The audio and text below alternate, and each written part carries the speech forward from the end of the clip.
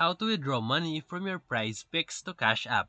In this video, I will walk you through in this 2025 tutorial, so make sure to like and subscribe. Step 1. Launch the app and log in. And then, tap on your profile icon, then the top right corner. Step 2. In your account settings or wallet tab, look for the withdraw options and then tap on it. Step 3. Prizepicks usually offers payout via ACH transfer, PayPal, or Skrill. Cash App is not listed directly, so you will need to use PayPal or a linked bank as a bridge. Step 4. If PayPal is available, select it and enter the email associated with your PayPal account. Step 5.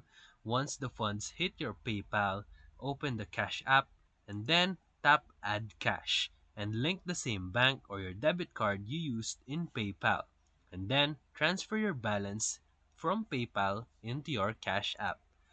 Alternatively, if you used ACH transfer from Prizepicks, link that bank in Cash App and move your funds there. And that's it.